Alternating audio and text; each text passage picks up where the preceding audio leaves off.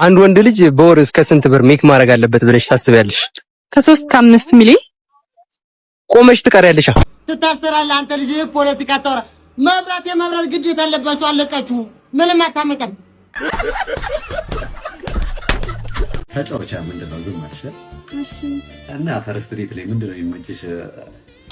ፈርስት ዴት ላይ መጸለይ። እንደውም አሁን ለምን አንጸልይ? ፈጣሪያችን ሆይ ጨፍና፣ ፈጣሪያችን ሆይ ቀናችንን ባርከው። አሜን። ባሰብከው ላይ አሜን። ፍቅርህን ብቻ ነው የምንፈልገው። ገንዘባችንን እንዳለ ጥርግ አድርገው ወሰደው። ምን አልሽ? አንተ ጸሎት አይቋረጥም። በቃልህ ካልተገዛ እስኪገባን ድረስ ሰባብረህ አስቀምጥ። ምንድነው የኔ እናት አካለ ስንኩል ልታረጊ ነው እንዴ መጣሽው? ምን ሆነ ነው? እስክንጨርስ አትጠብቅም እንዴ ራስሽን ቻያ ወይ? እሺ ልጨርስ ነው። ዝም በል በቃ። ይሄን መልካም ልጅ መልካም እንደሆነ አቆየው። አሜን። አሁኑኑ ጥራውና በቤትህ አቆየው።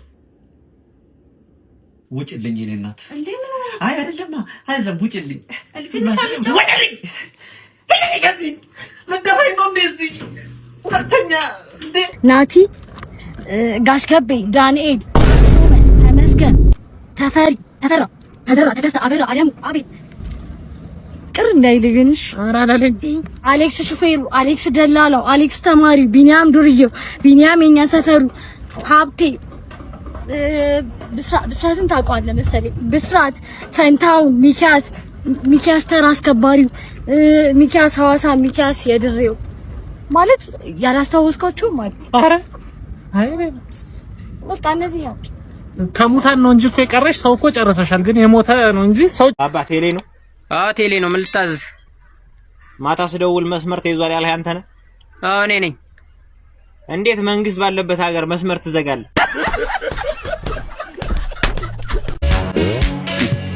እናት ናት።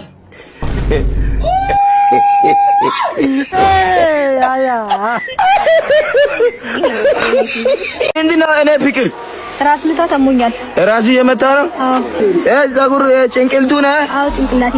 እና ቤት ላይ ያለው መድኃኒቱን ውጪ።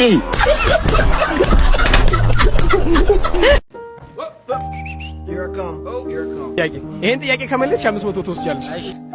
ካልመለስሽ 100 ብር ያስማማናል። ቶቶቶ 100 ብር ይቅር። ካልመለስኩኝ 100 ብር ፕላስ ሆኜ 100 ብር ይጨምራል። ማርያም ማይ ጋድ ማርያም ሰኛለሽ 100 ብር። እሺ ሲቄ ባንክ አካውንት አለኝ አማራ ልማት ባንክ። ምንድነው ሰው አለኝ ብሎ የአባትህ ልጅ ነው ግን ወንድምህ አይደለም። እሺ ማን ነው? የአባትህ ልጅ ነው። የመድኃኒዓለም ልጅ ነው።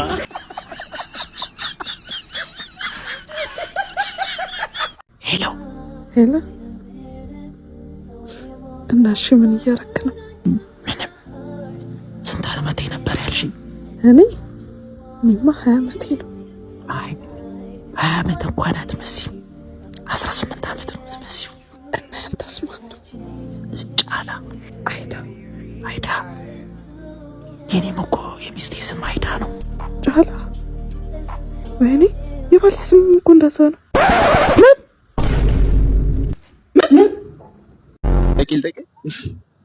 እሺ ፀሐይ ቤት በኩል ነው የምትወጣው? በወላይታ። ክርስቲያን ሮላንዶ የት ሀገር ተወላጅ ነው? ሮሞ። ጠይቃል። እሺ ለመሬት ቅርብ የሆነችው ፕላኔት ማን ትባላለች? አማራ። ማን? አማራ። የኢትዮጵያ ጎረቤት ሀገሮች እነማን ናቸው? አርባ ምንጭና ኦሮሞ። ኢትዮጵያ ታሪክ በንጉሳዊ አገዛዝ ስርዓት በኢትዮጵያ ላይ የመጨረሻው ንጉስ ማን ነው? ኢየሱስ ክርስቶስ። በኢትዮጵያ ታሪክ ራሱን በራሱ በጥይት የገደለው ንጉስ ስሙ ማን ይባላል? አብይ አህመድ። ቅኝ ግዛት ያልተገዛች አንድ ሀገር አለች ከኢትዮጵያ ውጭ ማን ናት? እስራኤል። አንድ ወንድ ልጅ በወር እስከ ስንት ብር ሜክ ማድረግ አለበት ብለሽ ታስቢያለሽ? ከ3 እስከ 5 ሚሊዮን። ቆመሽ ትቀሪያለሽ። አንድ ወንድ ልጅ በወር ስንት ብር ሜክ ማድረግ አለበት ብለሽ ታስቢያለሽ? ከ1 ሚሊዮን እስከ 2 ሚሊዮን ብር።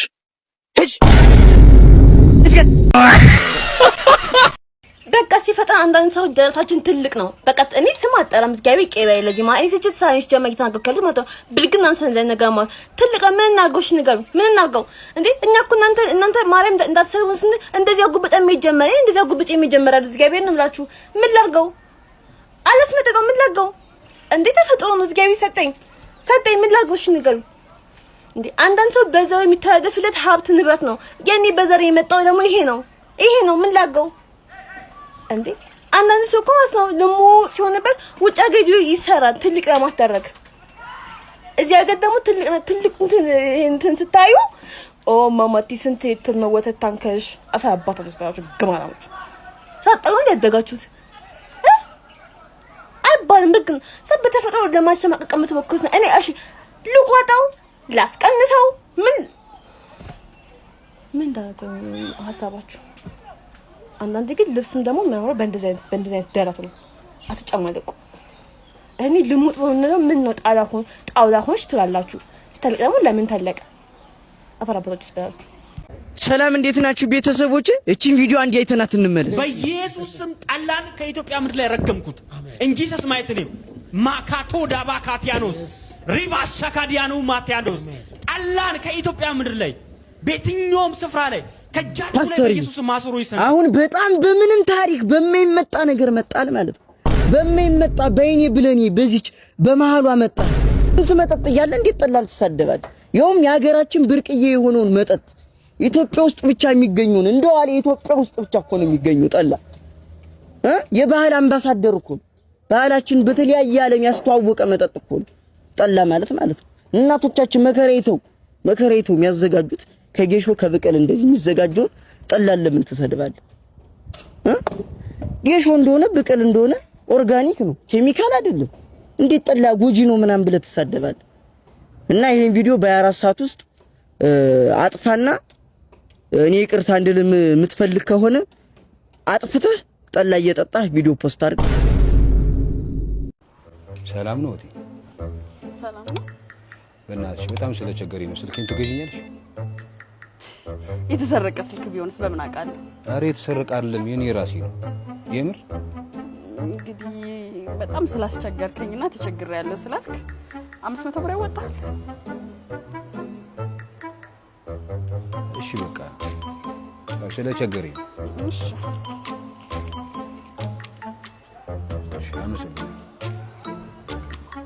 ይጅል ሞይ አሁን በዚህ ጊዜ 500 ብር ይሄን መሰለ ስልክ ይሸጣል? ምን አይነት ስጅል ነው እንዴ? ራሴ ስልክ እኔ ሰሞኑን ደግሞ ምን እንደነካ ያላቀም ቆንጆ ሴት ሳይ አፍቅር በልበል አይዞ በርታ ምናምን እያለኝ ነው። በቃ ላፈቅር ነው ማፍቀርም አለብኝ። እኔ በቃ ያየሁትን እንደዚህ ዙሬ በቃ ቆንጆ ካየሁ አፈቅራታለሁ። ከ5 ደቂቃ በኋላ ሌላ ሳይ እሷንም አፈቅራለሁ። እኔ በቃ ተዋ። ስለዚህ አሁን እኔ ባሰብኩት መሰረት አሁን እንደዚህ ያንንም ይሄንም ማፈቅረው ሚስት ስላለኝ ነው። ስለዚህ በቃ እኔ አሁን ማግባት እፈልጋለሁ። ቆንጀት ያልሻለሽ ዙሮ በቤት ወክ አድርጊ። ያው በኮሜንቱ ቢቀመጥ ፈቶ አይከፋም።